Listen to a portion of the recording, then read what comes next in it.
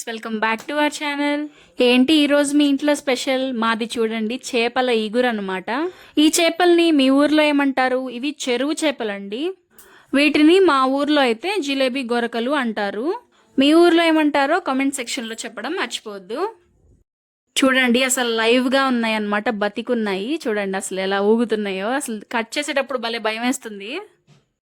మా ఇంట్లో చేపలు కడగడం అంటే చాలా ఈజీగా చేసేస్తారనమాట, అవలీలగా అనమాట. మా నాన్నమ్మ, మా అమ్మ, మా నాన్న కూడా హెల్ప్ చేస్తూ ఉంటారు. నాకు మాత్రం అసలు ఈ చేపల క్లీనింగ్ ప్రాసెస్ అంటేనే చాలా భయం, ఎక్కడ గుచ్చుకుంటుందో ఏంటో అని. సో ఈరోజు నాతో పాటు మీరు కూడా చూసేయండి, చేపల క్లీనింగ్ ప్రాసెస్ మొత్తం చూపిస్తాను.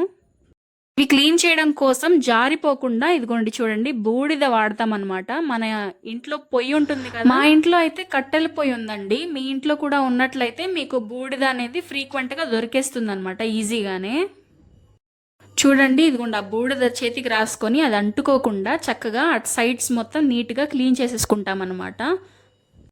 జనరల్గా ఈ ప్రాసెస్ మొత్తం అందరూ కష్టంగా ఫీల్ అవుతారనమాట. కానీ మా ఇంట్లో మాత్రం మా నాయనమ్మ ఉంది కాబట్టి హెల్ప్ చేస్తుంది అనమాట. మా అమ్మకి ఇద్దరు కలిసి చేస్తారనమాట.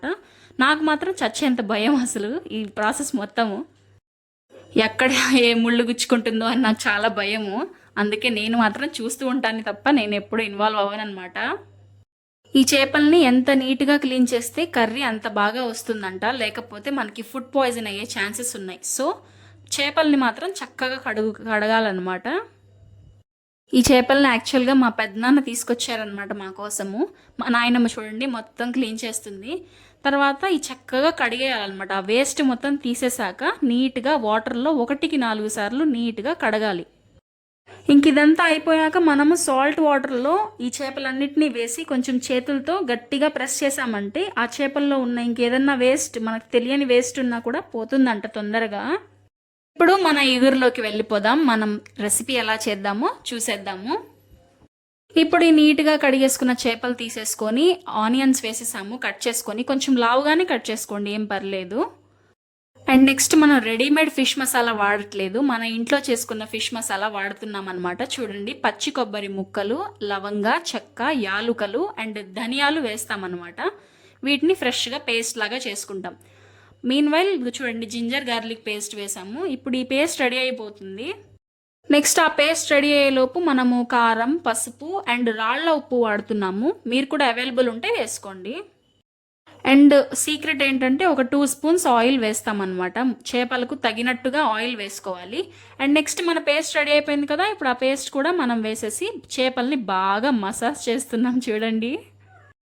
ఇప్పుడు ఈ మసాలా మొత్తం ఆ ఫిషెస్కి పట్టేటట్లుగా బాగా కలపాలన్నమాట. ఎంత గట్టిగా నీట్గా కలిపేస్తే మనకు ఆ మసాలా మొత్తం చేపలకి అంత బాగా వెళ్తుందన్నమాట.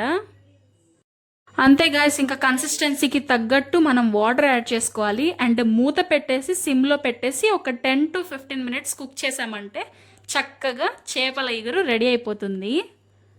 లాస్ట్లో మంచి అరోమా వస్తుందన్నమాట. నూనె మొత్తం పైకి తేలే వరకు కుక్ చేసేసి ఫ్రెష్గా కట్ చేసుకున్న కొత్తిమీర యాడ్ చేసుకుంటే అంతే, చేపల ఈగురు రెడీ అనమాట.